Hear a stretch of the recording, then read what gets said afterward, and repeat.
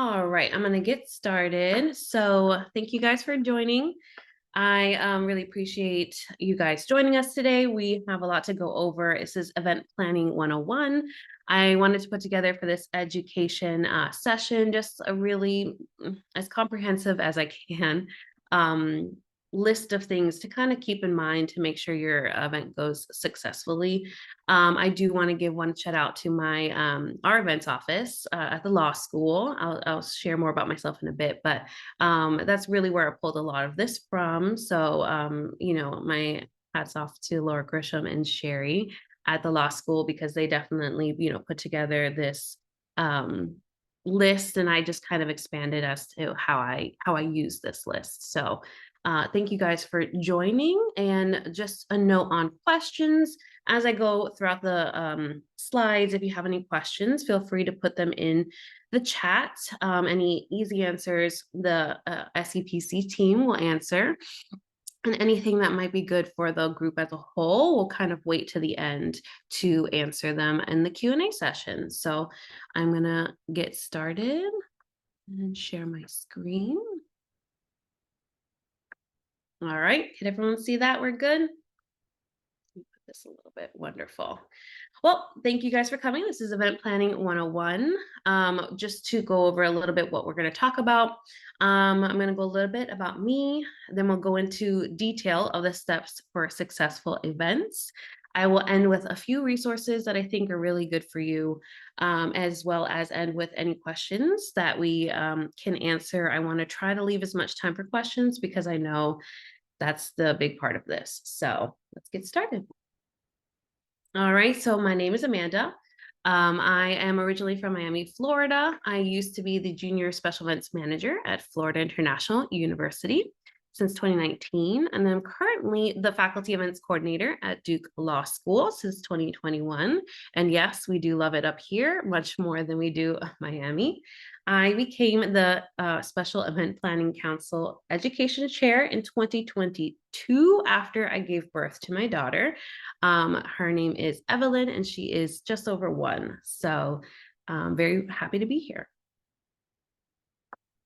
So let's get into it. So steps for a successful event. I just want to preface by saying there's a lot of words on these slides, and that is intentional. I wanted to give this to you as a guide that you can reference later.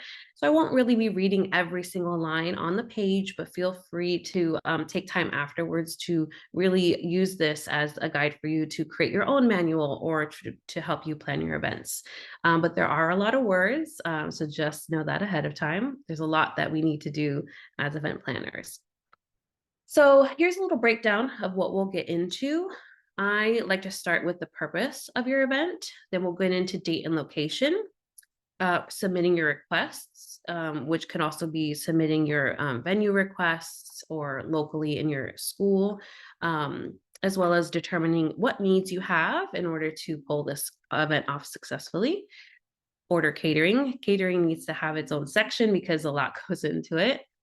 Publicizing your event, executing your plan, and debriefing afterwards, which is very important. So that's just a little bit of what we're going to get into today. I wanted to just kind of put here what I think are the successful skills for a event planner. We definitely need a lot of time management. How you execute your plan is really important. You need to be extremely level-headed in order for, I feel, events to go smoothly. But I really, truly believe in order to be an event planner, you have to be a problem solver. Because at the end of the day, it doesn't matter what you've done or how hard you've planned, something will always go wrong. Something's going to happen that you didn't anticipate. And it truly comes down to how you solve that problem that really determines how successful your event is. So I believe we are all problem solvers at the end of the day, and that's what makes us successful. So the first step is finding your purpose. And I'm going to be moving myself around. Ooh, I did not want to stop sharing. Resume share.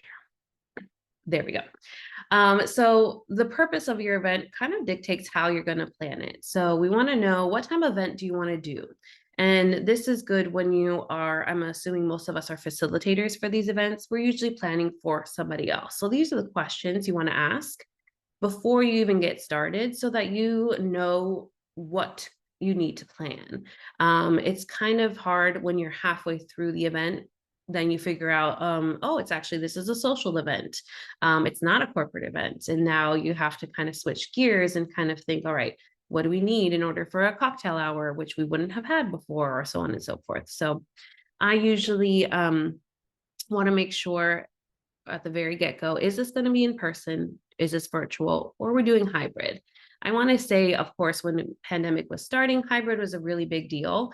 And it's not so much anymore, but if you have any Zoom speakers or a Zoom participant, that's a hybrid event at the end of the day. So while people may not think, I'm just going to live stream your event, but it's in person. No, now we're talking a hybrid event. Now you have to worry about two different scenarios. So as an event planner, you want to ask those questions so that you know what you're dealing with. The purpose of the event, who is your intended audience, that will really dictate, the kind of signage that you use, or, if it's only local people, or there's out of towners, those are things that you're going to need to know in order to plan your event. And budget. That's always the biggest thing. I want to say most people don't have a budget. I'm not sure if that's what you guys deal with, but for me, they don't know what things cost. So it's kind of good to ask that question in the beginning, because if they don't have a budget and they just have these grand ideas, I find that we're going to have to do the work to price out those grand ideas and let them know, hey, it's nice if you want a 5-piece orchestra, but that's going to cost you 20 grand. And then they realize, maybe I don't want that. So those are the questions that you want to ask in the beginning so that everything goes smoothly. Date and location. Oops.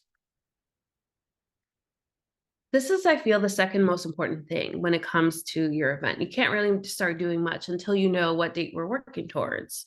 When you are selecting a date, it's mostly out of our hands, but you do want people to keep in mind these things. The biggest, obviously, are holidays, religious and cultural observances. You want to make sure that you're keeping all of these things in mind so that you're not excluding anyone from your event if this is a large local event. But these things also help dictate what you're ordering for food too.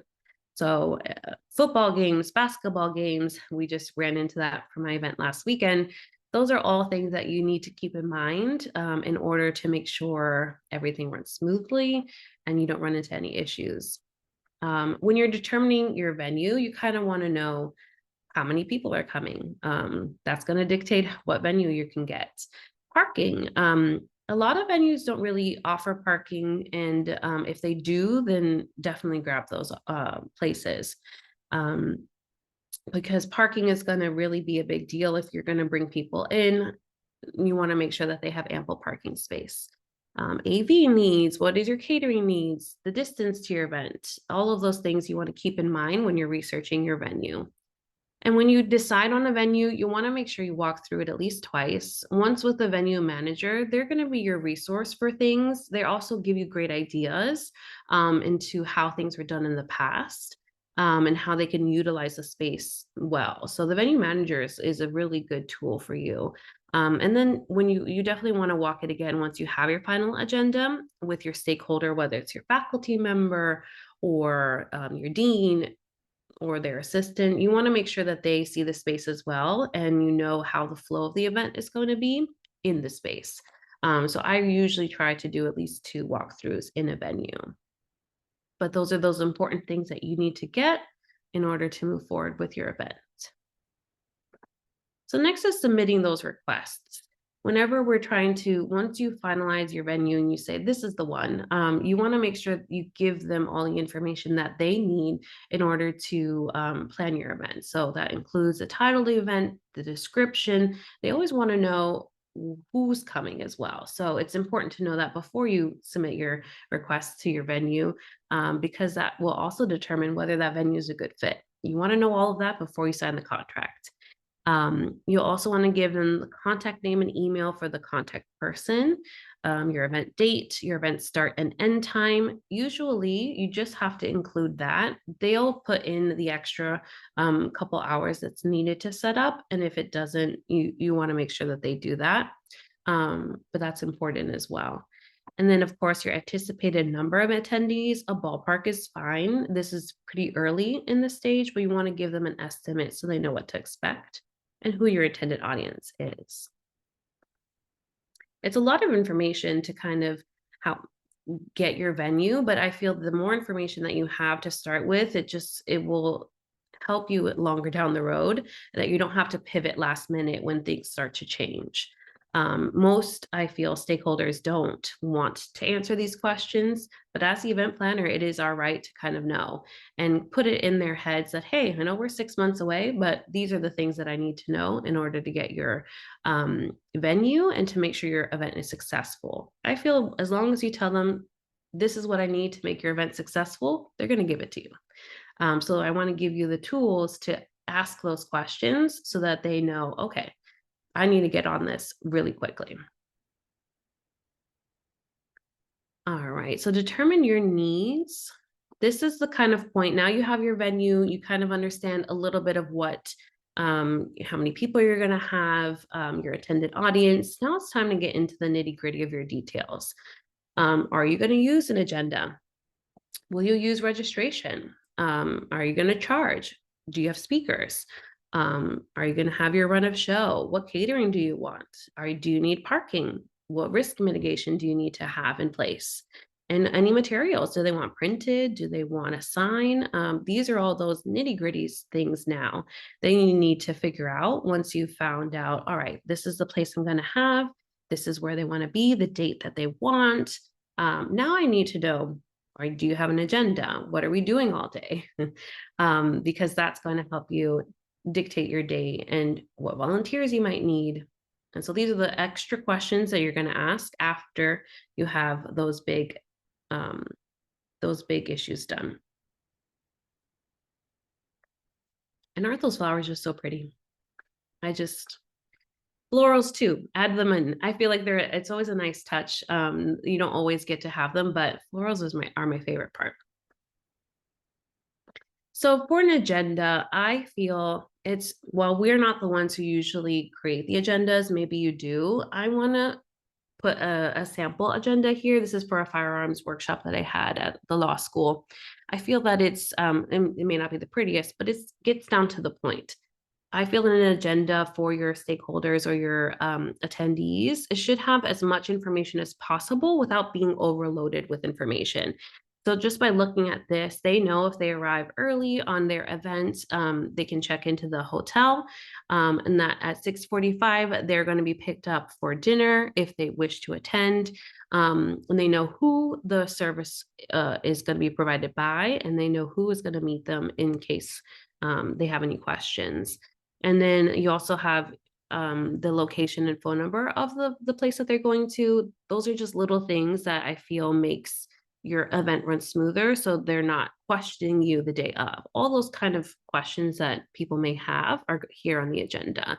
The only question you may get, though, is where is the agenda? So make sure you have that readily available to everybody. But this, I feel, is a really good agenda to work off of. You can make it prettier. You could add more information.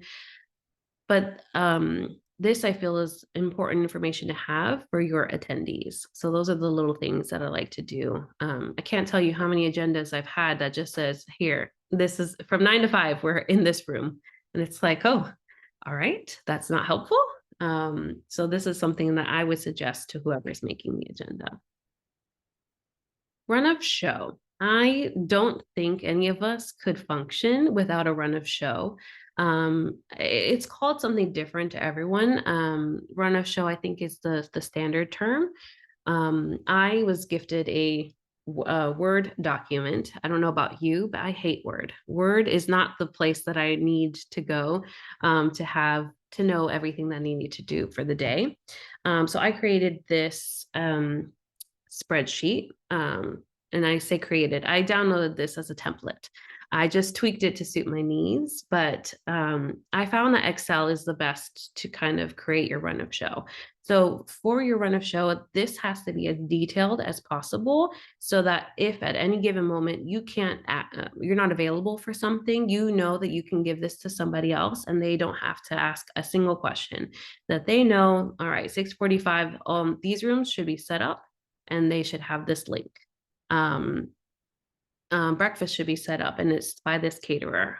You'll have another section for their phone number and everything. But that's what a run of show is. It's all the details that you need as a planner in conjunction with the schedule of the day.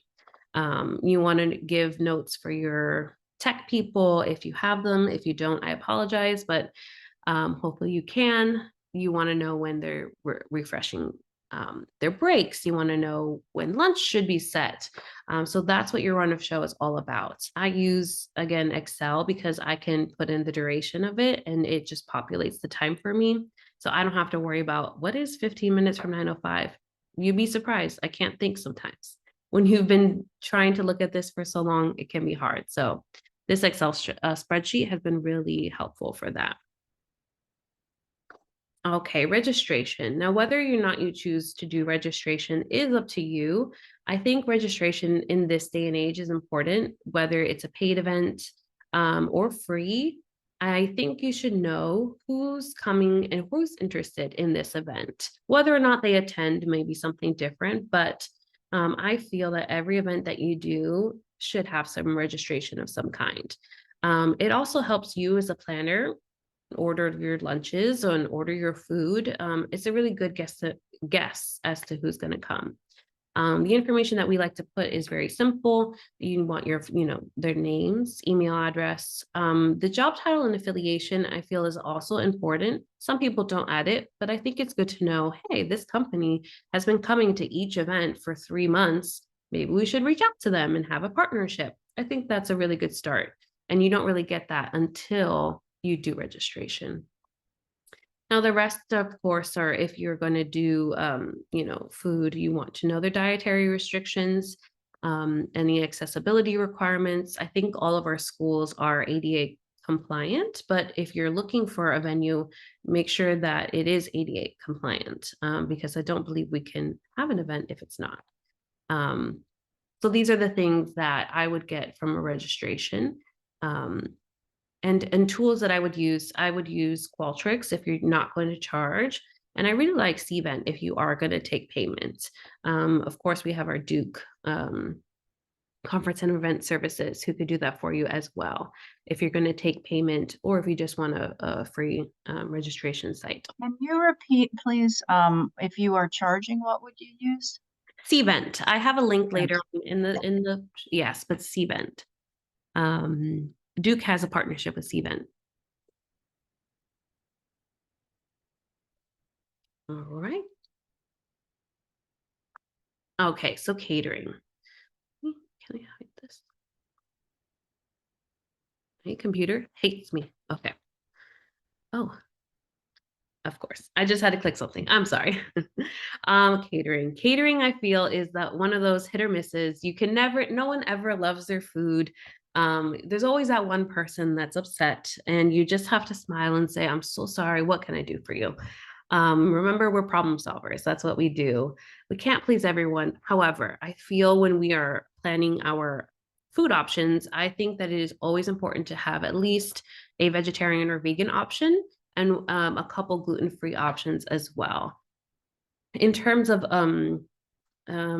quantities, would be the least, of course, that I would do, depending on your crowd. That's why it's important to do registration if you can, because that is going to dictate, how many lunches you should order. And for a free event, you should know that there will always be some drop off to attendees. So you can keep that in mind when you order your lunches. However, I feel ordering more is better than ordering less. So always err on the side of more. You want to be prepared. So when you're sending your email to your caterer, you're going to include the same information that you would if you're sending it to a venue. You want to let them know how many people are coming. If you know your menu, send your menu right away. It kind of takes the guesswork out of things. And if you don't have a menu, you can reach out to them and say, what do you recommend? That's always a good starting point. Include your event date and time and the name of the event and your location. I feel if you're ordering for more than 15 people, at least order 2 weeks in advance if you can. I know a lot of our faculty members or constituents, they always are very last minute. They say, hey, let's order for 50. And it's not always easy to do. So if you know in advance, order in advance. And again, you want to keep in mind the same things as you would when you're planning your event. Keep in mind holidays, school-wide events, graduation, and the complexity of your order, because that will dictate how long it might take to either get a response or get your order in place. What I feel is really important, and I'm going to highlight it here, is requesting either tent cards or, stickers on the food, because with the description of the food, because you want to make sure that they have the list of ingredients. I can't tell you how often you have to request that. It's usually something that you think, well, yeah, of course you have to include the list of ingredients. I don't know what's in it. But more often than not, they will not provide that. So make sure that you request those things so that you don't get the what's in this, 15 times over and over again. They will provide it. They usually do not charge you for it, and they shouldn't.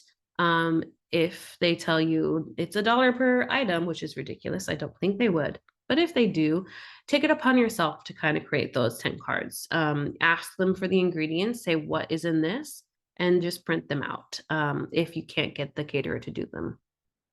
And then, of course, make sure you think about what tablecloths you need, napkins, glassware, and utensils, if this is fancy, or your paper products as well. Sometimes the caterer will include it in your order. Sometimes they won't. So you want to make sure that you check with your caterer and that they are providing those things for you. All right, publicize. So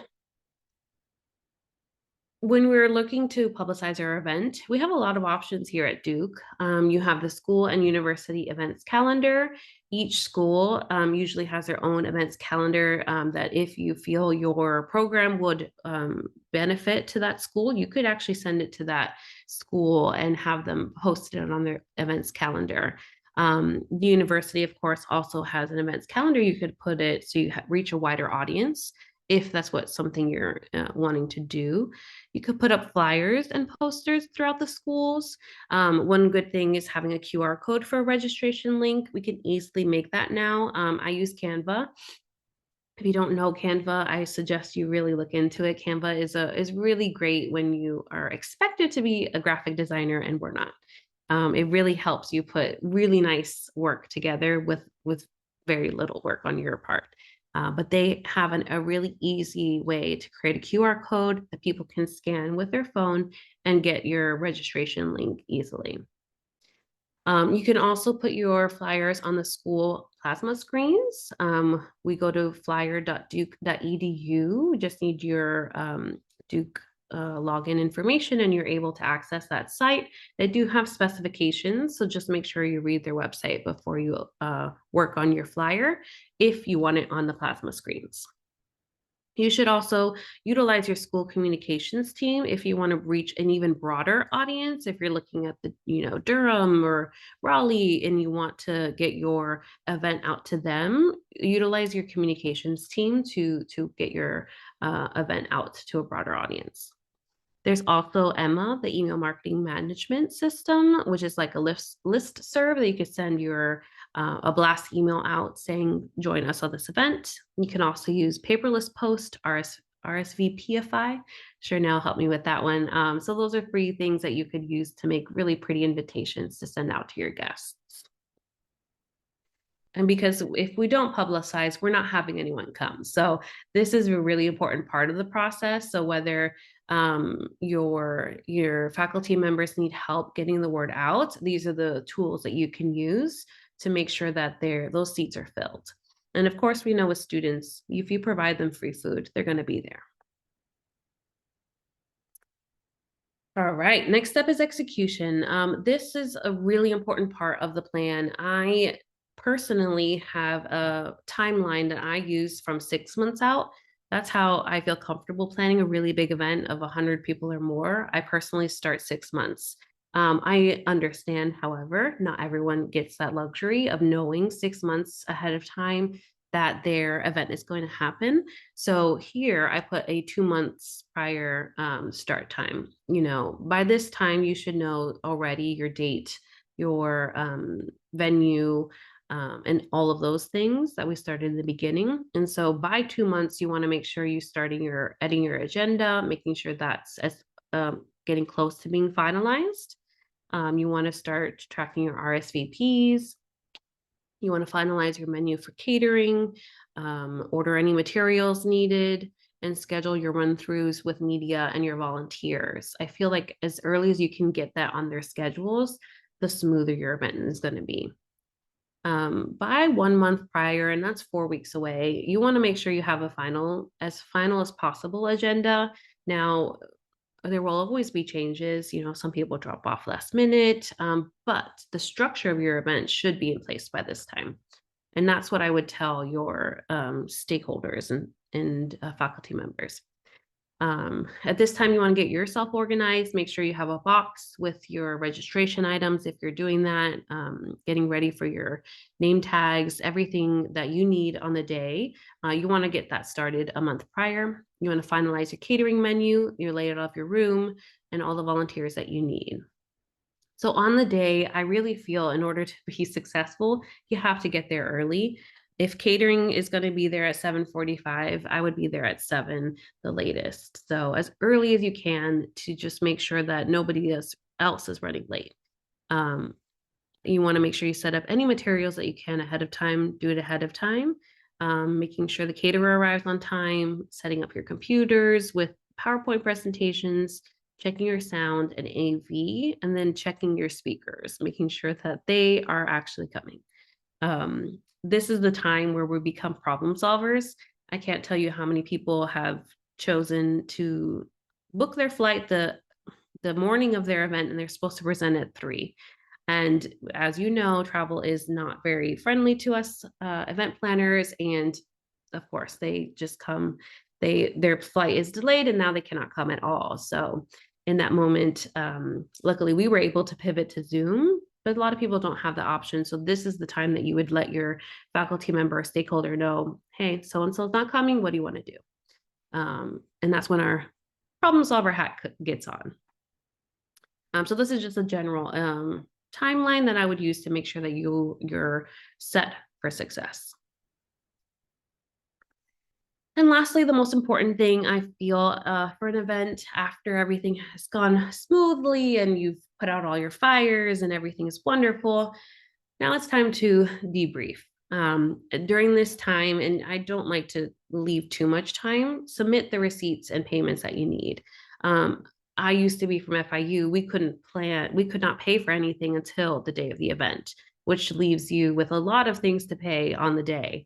So it's easy for things to get lost. Luckily, we can pay ahead of time, but just in case, make sure all your vendors are paid for, and you keep those receipts so you can submit it to your financial person later. What's really important, and I didn't mention this in the beginning, but having an event budget, by keeping track of everything that you're spending, is a really good indicator to your faculty member or stakeholder that this is how much it costs to pull off this event, so that they know ahead of time if they need extra money, this is usually how much it costs. Keeping a budget for every event that you do is just also a good practice to have, for you, so you don't have to do so much work the next time. You can say, hey, when we did this in May, we had this many people, and this is how much it cost us. It just gives people a really easy way to figure out their budget. You want to make sure you do your speaker reimbursements if you have, and adding notes about your vendors. That's important, I feel, after an event is done. Of course, you may love a vendor and they just happen to have a bad day. But when you're doing these vendors or using these vendors, you want to make sure that you just keep track of, what went well, what didn't, so that in the future or for anyone else, they can have something to access and say, this is what worked for me and this is what they're not great at. Because every vendor has, a pro and a con. and you just want to make a note of it. Or unless they're really terrible, then you know never to use them again. I haven't had that issue, but you never know. Um, Another important thing is to go over your check-in sheet if you used registration to just get an accurate account of how many people really came. It's really hard during the day to guesstimate as you see people, I see bodies in a room. So you want to make sure you check your check-in and see how many people actually showed up as opposed to who registered.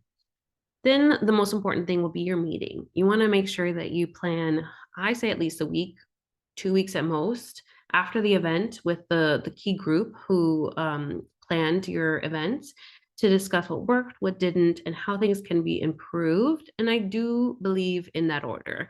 I think it's always great, no matter what happened, to start with what worked. It's always that, a belief that if you start with something positive, you're going to and end with something positive, the group is going to feel better as a whole. Even if you were completely, or your faculty member was completely upset with how things went, when you're planning your debrief meeting, make sure that you start with what worked, what didn't, and how things can be improved.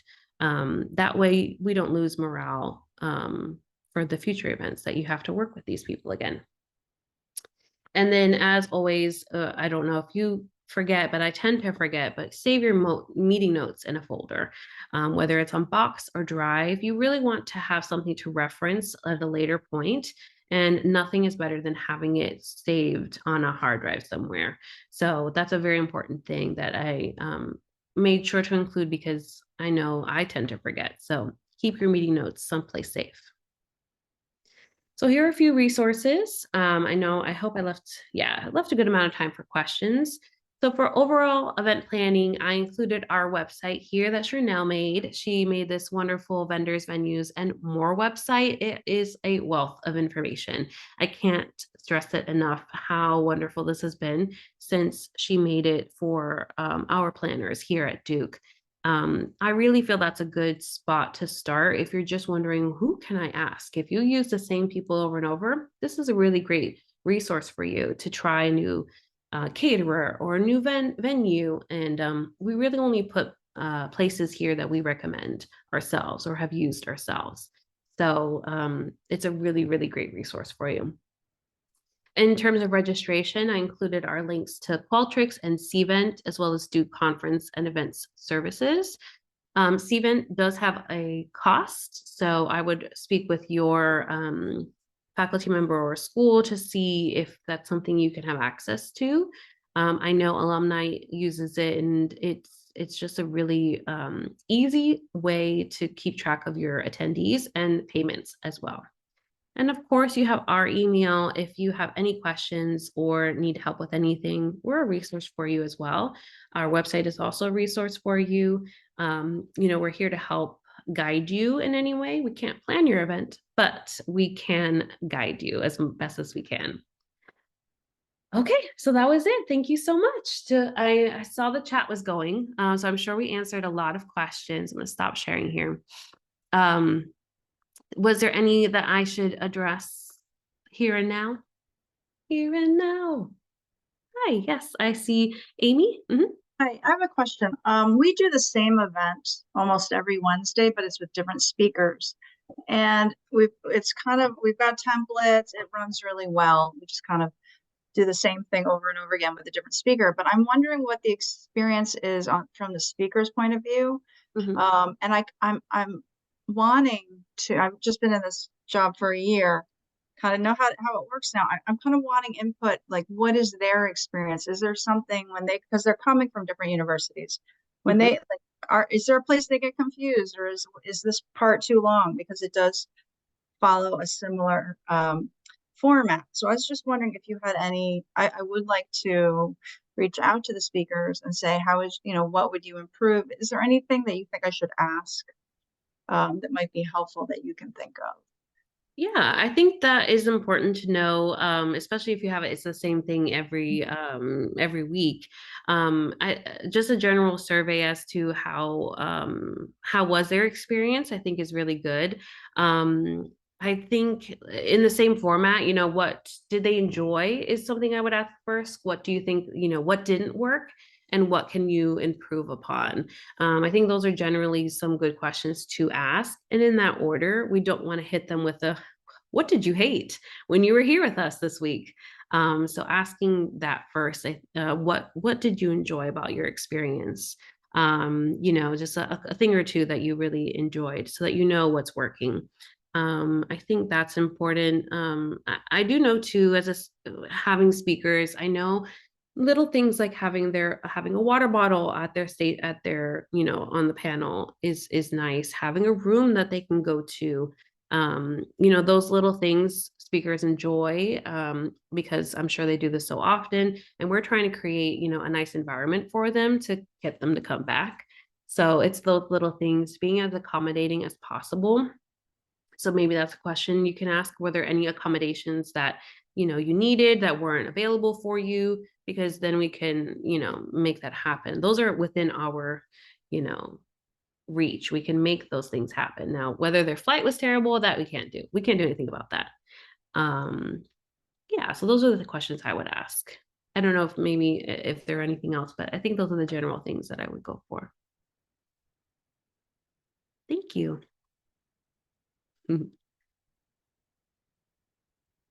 Were there any other questions? Don't be shy. This is a great time to brainstorm, workshop, poll a lot of event planners at one time, ask about resources. Like this is the time. Please put it in the chat or say it out loud. We'd love to hear from you. Yeah, it's usually, I have an event coming up and I just can't figure this out. That's what we're here for. I know I just had a 3-day conference that it went well, but there's always some fire to put out. So this is the time to ask those questions if you have. Amanda, I love in your presentation when you said we're truly just problem solvers. That is what I feel like on event day is my main job is to try and be as calm as possible because everyone else will be freaking out. If it's the speaker or your stakeholder or whatever. And just trying to think of, this is why when you're making your run of show, thinking of backup plans, if your speaker doesn't show up, thinking about that ahead of time. Can you pivot to Zoom? Is there, could you just host like a networking session instead? Like having backup plans, I think is so important because you will be problem solving like crazy the day of. I agree. And I think too, the more prepared you are, the more you can stay calm during the day. If you are all over the place on the day, then, that means you didn't get prepared as enough as you could have. It is hard when you don't have a lot of time to prepare, but that's why we have this, this spreadsheet and kind of list of things, the questions to ask, just to make sure mentally you're like, okay, did I do parking? Did I do this, and this? So that you feel confident on the day. Let me see. I was actually going to add one more thing as that to that as well, which is that sometimes I don't even have 2 months sometimes to pull off a big event. So just, shortening that schedule to whatever fits your needs. And I think something that really helps me when I don't have a long lead up time is when I do have some downtime, making these templates that I can just plug in information, like Amanda was showing, kind of having a template to send to your venue to be like, here's the name of the event, the intended audience, how many people it's going to be, having a template of a run of show, having a template of like information to give to your speaker to know what to do. That just really helps me when I have a very short lead time of what I need to do. Definitely. Amanda and Sarah, I have a really detailed question. Is Cvent the same thing as the conference and event services? Is that the platform that they use, like for managing registrations? No, conference and event services uses their own. Okay. Yeah, they build out your website, they build out your registration, and they have a cost as well. I personally think it looks a little dated. Sorry if I offend anyone, but that's how I feel. But they would do it all for you. So that's the pull for conference and event services. They are there to kind of take that off your plate. You tell them what it is that you want, and they produce it for you. So that's how I see conference and event services. They're really there to do it for you, but it is not the same platform. That is great information. Thank you.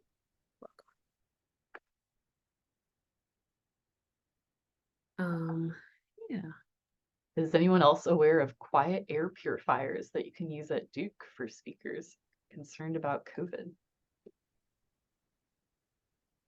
Trinell, is that on your list of vendors? It might be time. Chanel has the biggest list of vendors I've ever seen. Mm-hmm. I feel if there was ever a situation, Chanel has been through it. She has, I feel, has had the most experience with kind of dealing with those problems. Sorry about the curveball question. I wasn't able to find them, but was hoping maybe someone else had. It's a fair question. I will look into it, but I do not know off the top of my head. Thanks, Sarah. No worries. You got it. I do see a question about if anyone has had conference and event services make their name tags for a conference. I haven't, but has anyone used them for name tag printing? I didn't know. Are they able to do that? I did not know that that was a service that they could do. It was listed on their website. And so I have a conference coming up in April of about 300 people. And I wanted to know if the process went smoothly or if it would be worth investigating. So thank you. Oh, so Who thank has you, an Scott. Scott opinion? is actually works for them. So he said they're not offering name tape printing at this time. There you go. I think, Okay, thank you so much. yeah, Cvent also has the option to do that. I want to say that's also an additional cost. I don't know the amount of, but they also have that option. Does FedEx or do that, provide that service? I actually don't know. I've only ever printed them myself, but there are definitely vendors out there. Yeah, We'll have Chanel investigate. yes, investigate this because I bet she's had someone do it. I know FedEx will print tent cards. So they Yeah. probably do They name tags. probably would print. Yeah. For a cost, which I feel is, if we're not doing it, then you got to pay to do it. Which I think for 300 people is worth the cost. So I hope you were able to figure it out. I would definitely think that's worth it for 300 people. I would not want to do that myself. And I saw Lori asked if there's a cost associated with Emma. I believe there is. I know my department uses it, and I think, Amanda, do you know as well? I'm not. I know. I've used it before. Okay. There is a cost, but it's incredibly cheap, especially if you're sending to Duke email addresses. Duke email addresses is free. And anything that's not a duke.edu or one of our associated email domains is 10 cents per email address per year. So you can send to so-and-so@gmail.com 100 times as long as you keep it all within the same year, and it's still only going to cost you a dime. Wow. Thank you, Colleen. That's really good to know. Yeah, so I think it's probably best to use if you're mainly sending to Duke emails, it sounds like, or if you do it within a calendar year. But I know that's how I send out a weekly newsletter to everyone associated. I work at the public policy school with everyone associated with them. Awesome. And then Tiffany, I had a quick question. I'd also like to give a shout out to Colleen. Hi, Colleen. We'll talk to you tomorrow. I had a question actually for Amy that mentioned that she facilitated events that were repeatable. Amy, do you work with a travel agent to book your speakers, or do you book them just individually one by one? I was just wondering how automated is your template or your process? We use Regina Travel. So there's a woman named Regina. I think she's local. I've never met her in person, but it's this is a system I inherited. It works so well. I hope she lives forever. She's incredibly responsive. So I will let the speaker know that I'm going to put them in touch with our travel agent. And then I contact Regina and say, this is our speaker. This is the date of the event. And then she contacts them and sends them a form that she needs, and they put all their information in. And either she'll book it right then or she'll wait, because sometimes this will be months in advance. Right, exactly. Yeah. He works with them directly, and then she contacts me and says, these are the dates they want. These are the flights. This is how much it costs. Do you approve it? I say yes, usually. And it goes on my procurement card, and then she sends me the receipt. And if someone is stuck and their flight is canceled, they contact Regina. Regina's on it, gets them on a new flight. It's fantastic. So Yeah. I will say about the so Regina, we use Regina as well at the law school. Marlene put her information in the chat for everyone. There's Awesome. a fee associated with it. So I want to say it's a percentage or $40. So there is a fee. Right. But yes, it's definitely worth it to do. I would say make sure your speaker knows that if there is a change, to contact her, because Right. if they take it upon themselves to handle the situation, then it's a big mess. So Yeah. but other than that, yes, Regina is great. I think a travel service is the perfect way to keep track of your attendees, your speakers. Yeah. Thank you. Oh, one other question that I had for you guys. Do you have arrangements with the JB Duke Hotel or AC Hotel? Have you, any special negotiated rates? I would say, I mean, I've been using them a lot. We have an affinity for Washington Duke, and my recent event loves JB Duke. So I say, if you whatever you need, they're willing to work with you. Especially if you say you're from Duke. I always say I'm Duke, and name drop Duke as much as you can, because they understand who we are, what we need. So I want to say Diane does hotel rooms. I always confuse them. Now I'm Yeah.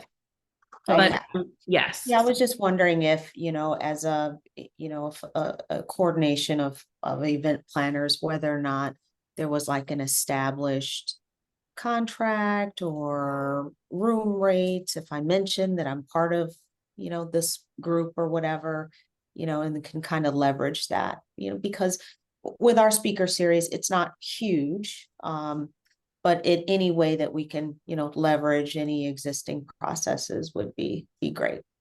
I think they put it in the chat right now. The Duke rate is around $234 a night, I think. Yeah.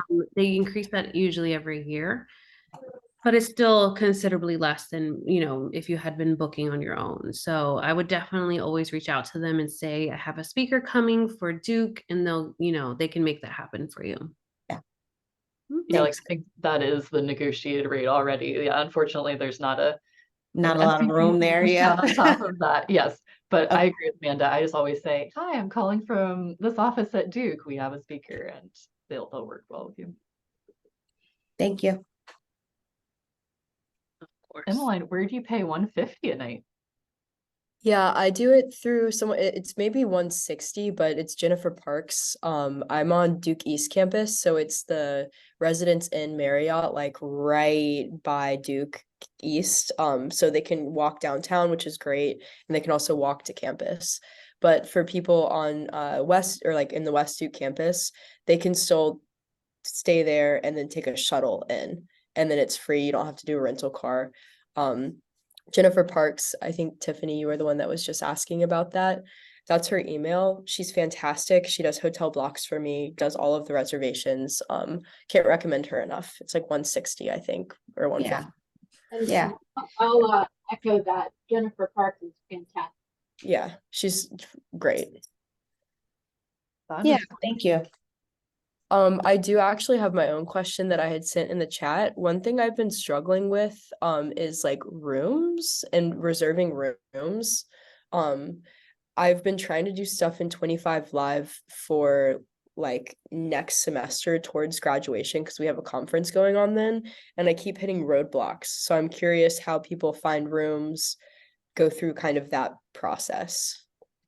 And these are classrooms? Yeah, classrooms, but also I'm trying to put on a conference, so it's going to be bigger spaces. So just any advice about like locations would be helpful. Yeah, I think there were some comments here. I think it's also usually a semester thing. Even though you want to plan far out in advance, they can't really tell you if that room's available until the semester begins or the ad drop week ends. Okay.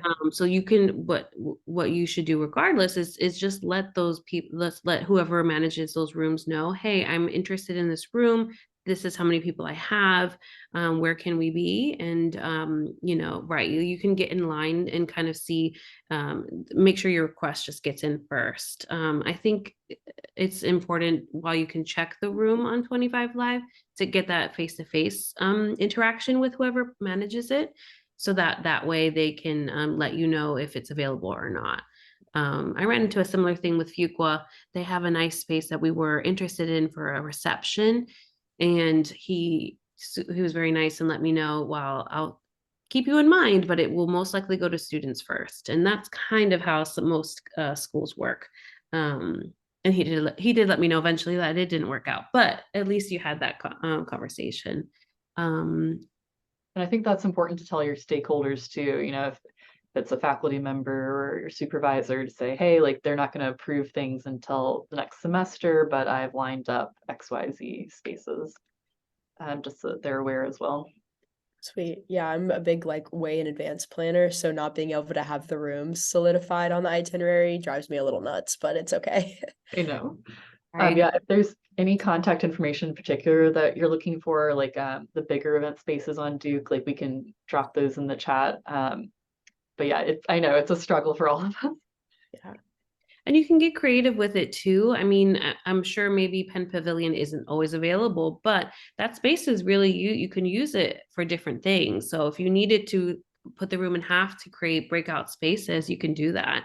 So sometimes it's kind of being that problem solver. It's like, okay, you can't get the rooms that you want, but how can we make this work for you? If you're not willing to spend the money to go to JB Duke maybe for their conference rooms, which that's what JB Duke is. It's a conference hotel, as is Washington.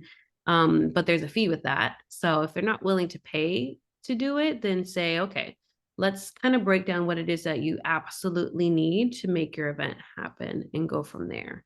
At least that's what I would do, because sometimes they're very stickler and say, no, it has to be free. And it's like, okay, well, then you got to drop something. So that's what I would do. Yeah, there's another question about fun icebreakers or games. Mine are usually very straightforward, so I don't have a lot of games that we play, but does anyone have any suggestions? Amy, I think that would be a good thing to put on the Teams channel chat, because I think a lot of people would want to know and chime in. Yeah, because off the top of my head, I just have like, the boring, like for your name tag, like add your favorite place in Durham, or like I don't know, just some question. But people, when they can think about it, they might be able to put a fun game for a holiday party.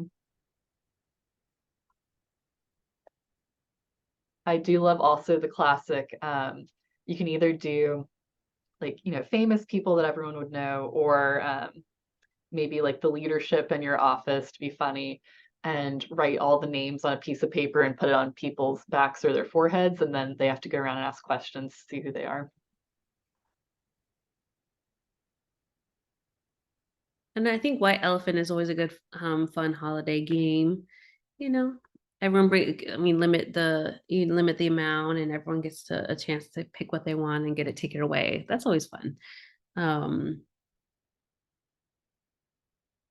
Yeah. Any other questions? We've got a couple minutes left. Well, and just in case you want to put it in the chat, I do want to thank everyone for joining today and for all of your questions. We will have this recording available to you as well as the slides with all of the links in them. And of course, if you have any other questions, I'll include my template as well that I downloaded off the internet for my run of show, because I can't live without it.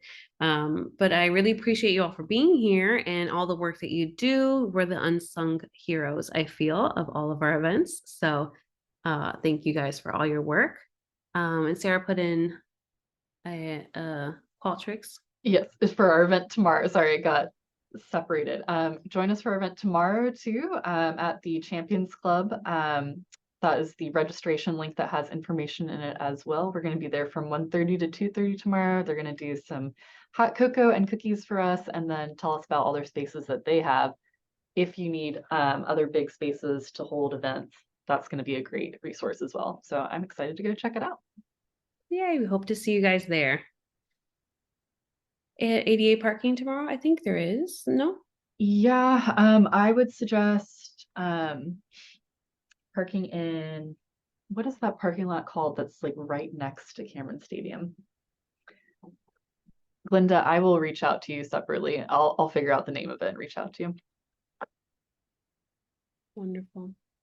Well, thank you guys so much. I hope you enjoy the rest of your Tuesday, and we look forward to seeing you tomorrow. Hope to see you guys there. Thank you. Bye, everyone. Thanks, Amanda. Thank you. Bye.